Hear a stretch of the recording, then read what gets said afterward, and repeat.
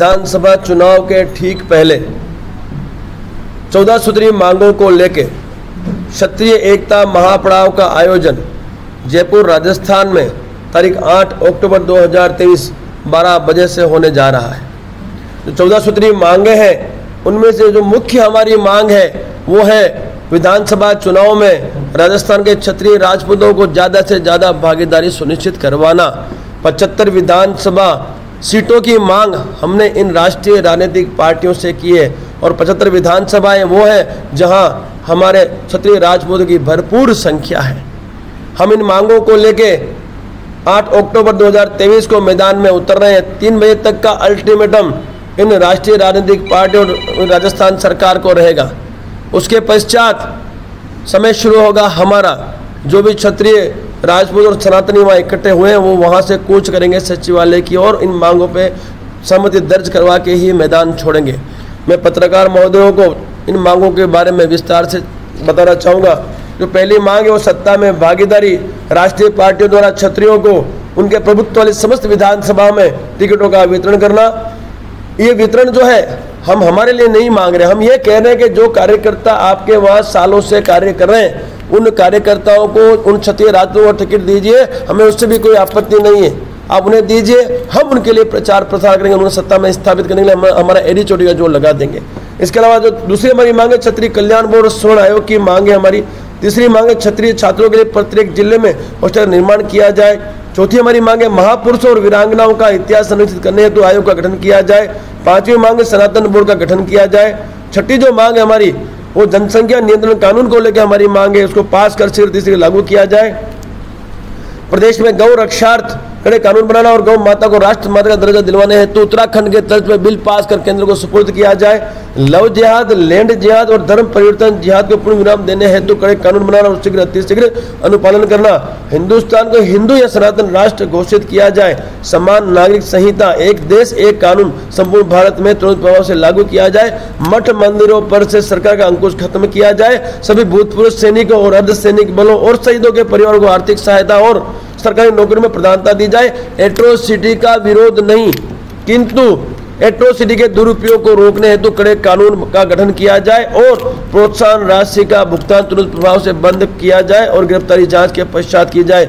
आरक्षण का भी कोई विरोध नहीं किंतु आरक्षण की समीक्षा हो, क्रिमिनल का प्रावधान हो ताकि जरूरतमंद वंचित लोगों तक इसका लाभ पहुंच सके। आरक्षण का प्रावधान आर्थिक आधार पर हो। और आबू की भी आबू का भी एक इशू है।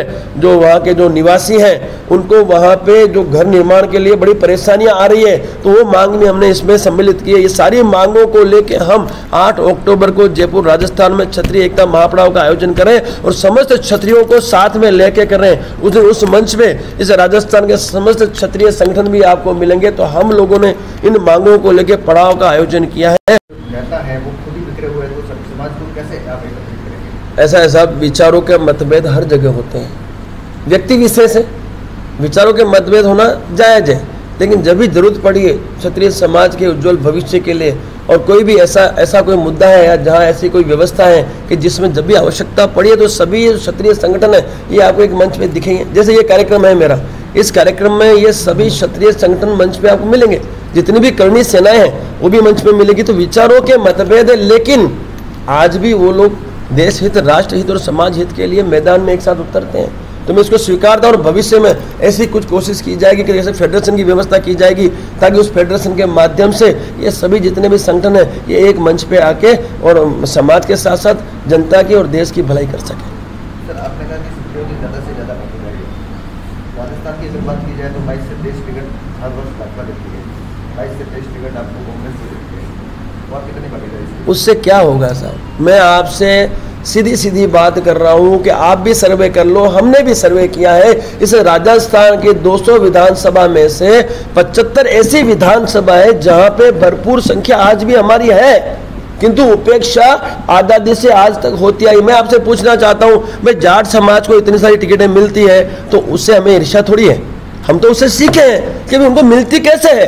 तो हमने यही हमारा जो निष्कर्ष यही निकला कि उनकी एकता की ताकत से उनको इतनी सारी सीटें मिलती है। अभी एक पार्टी का निर्माण हुआ, उनके जो संस्थापक थे वो विधायक भी बने और सांसद भी बन गए।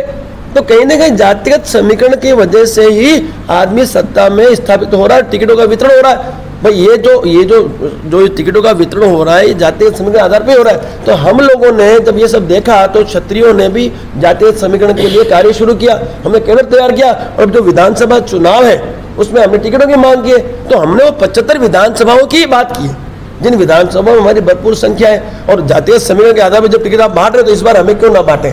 तो हमारी जो मांग है वो जायज है हुकुम, हम जो मांग रख रहे हैं वो मांग हमारे क्षत्रिय राजपूतों को सत्ता में स्थापित करने की मांग है और उसके माध्यम जनता की सेवा करना चाहते हैं। ये आपकी 14 सूत्री मांगे हैं। 14 सूत्री मांगों में जो मुख्य हमारी मांग है वो राजस्थान के विधानसभा चुनाव में हमारे क्षत्रिय राजपूतों को कम से कम 75 सीटों में भागीदारी दी जाए। अगर आपकी मांगों पर विचार नहीं हो, ऐसा है सर, हमारी मांगों पर विचार यदि नहीं किया जाता और अभी भी हमारी उपेक्षा होती है तो साहब निर्दलीय उम्मीदवार खड़े करने की भी इन 75 विधानसभा में हमारी तैयारी है।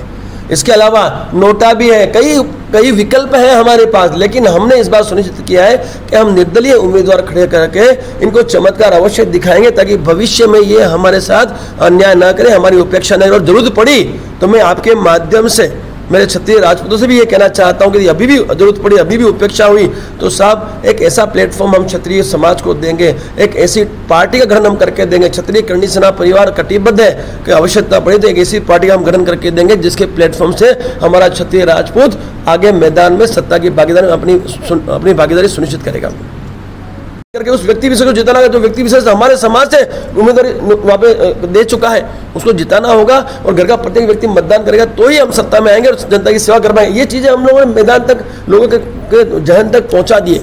गुजरात से शुरुआत की, क्योंकि गुजरात में भरपूर सरपंच है हमारे, मैं कहता हूँ भरपूर समय आप जाके सर्वे कर लीजिए, वहाँ विधायक भरपूर हमने वहाँ पे स्थापित कर दिए। वहाँ प्रदेश समाज का प्रभुत्व था, उनकी एकता से उन्होंने पूरा सत्ता में अपनी भागीदारी सुनिश्चित की थी। हमने भी शुरुआत की और हमने गुजरात में शुरुआत की, वहाँ से सफलता मिली। हम मध्य प्रदेश चले गए, वहाँ भी हमने माहौल बना दिया। अभी जस्ट 27 अगस्त को हमने कार्यक्रम किया है, 22 सूत्री मांगों पर सरकार ने सहमति भी दर्ज कराई। क्यों उसी तरह 14 से 15 सूत्री मांग लेके हम राजस्थान में उतरे और गांव-गांव यात्रा कर रहे हैं। तो साहब हमें पूरा विश्वास है कि इन राष्ट्रीय राजनीतिक पार्टियों को यदि मत चाहिए तो हमारी मांगों पे उनको सहमति दर्ज करनी होगी, नहीं चाहिए तो कोई बात नहीं, हम इनको जवाब देंगे। भाई मत से ही मत चुनाव से पूर्व ही मांगे सुनी जाती है साहब। तो हम मैदान में उतरे चुनाव से पूर्व और मांगों पर सहमति दर्ज करवा के उतरे साहब। आर पार के लिए उतरे, आर पार की लड़ाई है साहब। उस दिन 3 बजे के पश्चात आप खुद देखोगे सचिवालय में घुसेंगे हम घुसेंगे सचिवालय में और तैयारी के साथ घुसेंगे।